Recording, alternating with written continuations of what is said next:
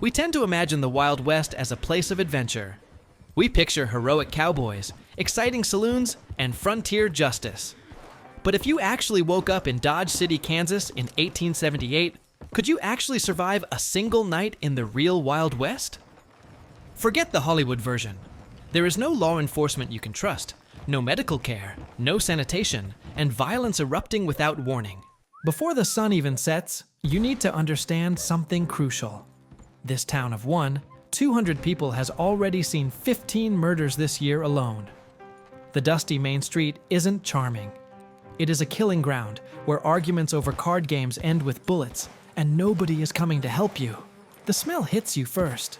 The air isn't fresh prairie wind. It is thick with the stench of horse manure baking in the brutal Kansas heat, unwashed bodies packed into tight spaces, and the sickly sweet rot of meat hanging in shop windows covered in flies. This isn't the frontier of freedom. It is a powder keg of desperate men with guns, and the fuse is always lit. As the afternoon sun begins its descent, the town transforms. The legitimate businesses start closing their wooden shutters, and the real economy of the Wild West comes alive. The saloons, gambling dens, and brothels that line both sides of the street begin lighting their oil lamps. The glow looks inviting from a distance, but step inside and you realize these places are traps. The Long Branch Saloon is packed wall to wall with cowboys who just got paid after 3 months on a cattle drive. They have money-burning holes in their pockets, and they are looking for whiskey, women, and trouble, usually in that order. The whiskey they are drinking isn't the smooth bourbon from the movies. It is rot gut, a vile mixture of raw alcohol, burnt sugar, and sometimes strychnine added for an extra kick. 1 bottle of this poison costs 25 cents, and it will leave you blind drunk or just blind. The bartender isn't your friend. He is watering down every drink and watching for the perfect moment to rob you when you stumble outside. Look around the room carefully. Every man is armed. Not just with a pistol tucked in a holster, but with knives hidden in boots, derringers concealed in vest pockets, and some carrying sawed-off shotguns under their coats. An argument is already brewing at the poker table in the corner. A cowboy from Texas is accusing a professional gambler of dealing from the bottom of the deck. His hand is moving slowly toward his Colt revolver. The room goes silent. In 3 seconds, this will either de-escalate or 5 people will be dead, including bystanders who have nothing to do with the dispute. The dealer's hands go up slowly. He knows the math. In a town where everyone is armed, the first person to draw doesn't always survive. But the person who hesitates definitely doesn't. The tension breaks when the house enforcer, a 250-pound man with a wooden club, steps between them. No shooting inside. You want to kill each other? Take it to the street. And they do. You follow the crowd outside because everyone wants to watch. Main Street is now packed with spectators forming a crude circle. There is no sheriff coming. There is no countdown. There is no fair draw. The Texan simply pulls his gun and fires twice before the gambler can even reach for his weapon. The gambler drops face first into the dirt, blood pooling beneath him in the dust. The Texan holsters his pistol, spits tobacco juice on the body, and walks back into the saloon to finish his drink. The crowd disperses. Within 5 minutes, 2 men are already dragging the corpse toward Boot Hill, the cemetery on the edge of town. He will be buried in an unmarked grave before sunrise. No investigation, no trial, no justice. Welcome to frontier law. But the violence isn't the only threat you face tonight. Disease in the Wild West killed far more people than gunfights ever did. Look at the town's water source. That wooden trough where horses drink is the same place people fill their canteens. The outhouse behind the general store is a shallow pit that leaks directly into the groundwater.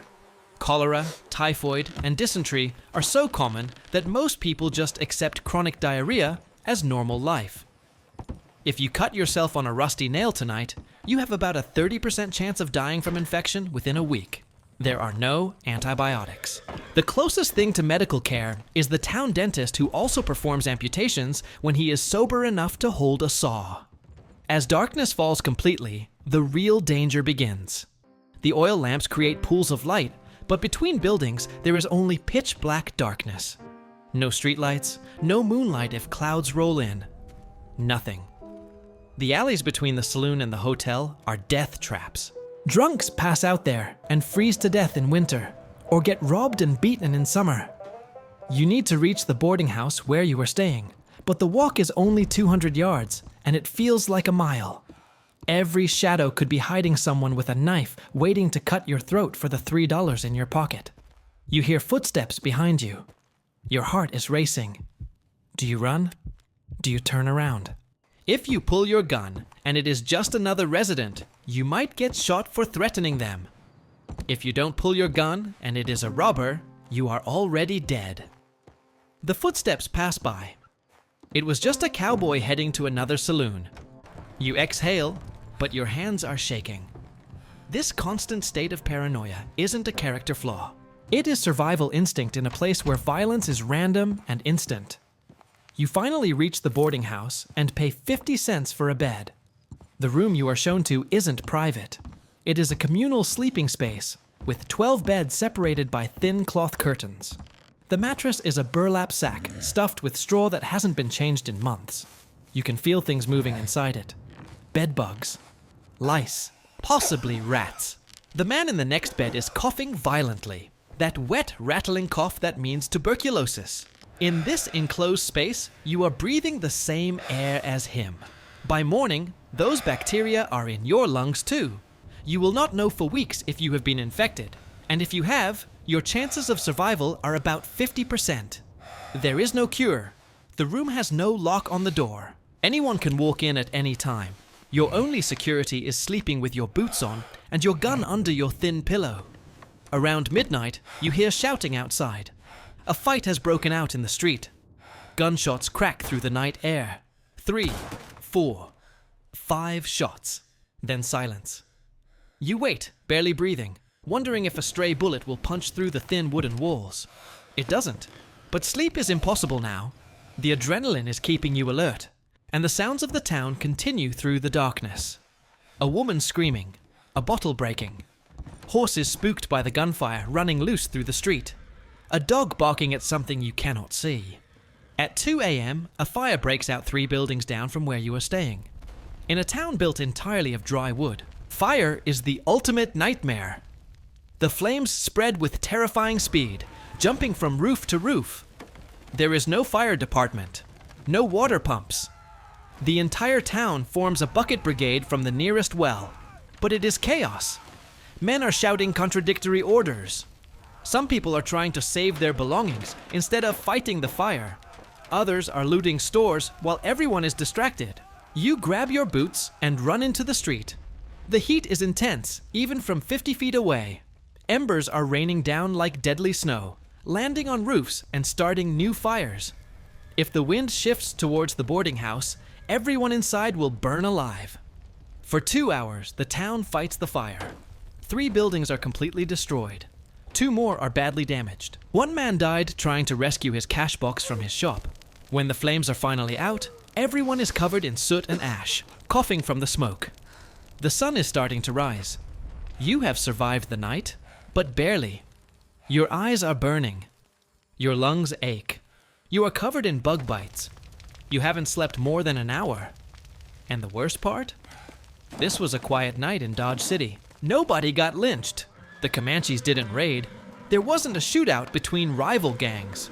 This was just a regular Saturday night on the frontier. As dawn breaks over the prairie, you realize something the movies never show. The Wild West wasn't won by heroes. It was survived by people tough enough or lucky enough to make it through one more night. The violence, the disease, the fire, the constant fear. This was daily life. And tonight, when the sun sets again, it will all start over. The saloons will fill up, the guns will come out, and someone else will die in the street while the town watches and then goes back to drinking. In the real Wild West, there were no happy endings. There was only tomorrow if you survived the night.